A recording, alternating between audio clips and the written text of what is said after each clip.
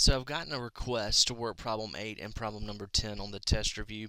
On problem number 8, we have to do three things. We have to graph and we have to find the limit of as x approaches -1 and the limit as x approaches -3. Now, what will help you graph the darn thing is if you find the limit as x approaches -1 and -3 first, and then graph it.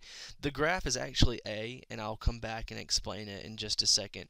What I want to show you is how I get the limit algebraically of g of x as x approaches -1.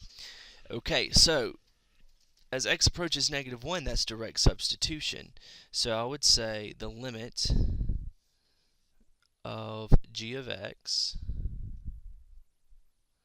as x approaches -1 is simply 5 over -1 plus 3, which is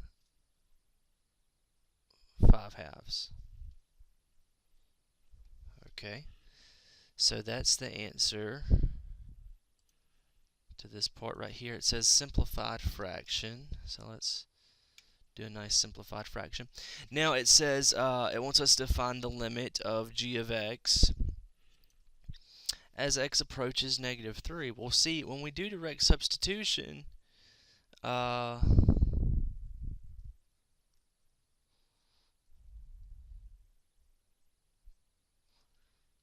we get 5 over -3 plus 3, and that's undefined, which means the limit does not exist at -3. Now this is not an indeterminate form. An indeterminate form would be if you got 0 or 0 and you would have to do more work, but this is actually undefined because you got just 0 in the denominator, so the limit does not exist right there. Now what these two answers that I just did graphically, or excuse me, let me go back, what these two answers mean as far as picking a graph, right here where the limit, and I'm trying to select it, it's not really letting me do it, where the limit of g of x as x approaches -3 is it does not exist. We got that it was undefined. That's why it did not exist. So what that means is there's a vertical asymptote at -3, and so that would be, and let me do my nifty little thing where I show you, that would be right here. Okay, right there through -3. That means our function is never going to cross the x value of -3. And see, we got the limit as x approaches -1. We said that that was 5/2, and to me, that's what this point looks like. So this graph makes sense. The other ones do not, okay?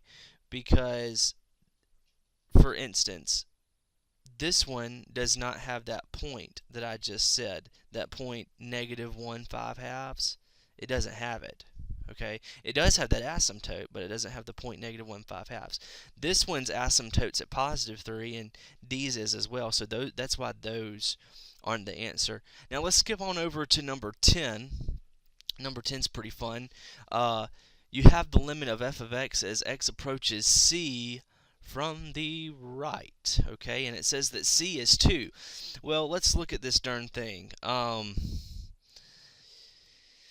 X is less than 2. Okay, well, whoa, let's look at the number line for a second. Here's 2. Here is x is less than 2. Here's x is greater than 2. Well, on the right side, x is greater than 2. And on the left side, x is less than 2, right? So for this one right here, we're going to use this function. So let's do direct substitution. That limit will be, it says c is 2, and x is approaching c from the right. So 2 over 2 plus 1, which is 1 plus 1, which is 2. Okay, and I'm going to go ahead, because when I erase this thing, it's going to erase everything. I'm going to go ahead and I'm going to find the limit as x approaches c from the left. which would be, I would use this function. Okay, so I would say 3. Let me write this a little bit better. The limit of f of x as x approaches c from the left, which is 3 minus x, and in this case x is going to be 2. So I get 1. So this is the answer from the right. This is the answer from the left, and notice that's two different things. So let's see what happens. Right here from the right we got 2, and from the left we got 1. And because we got a different limit, because our one-sided limits were different, we got a different limit from the right than we did the left, the limit at c does not exist. So y'all let me know if y'all have any trouble with this stuff. Let me know early on in the week, and I can try to make you a video like I did right now.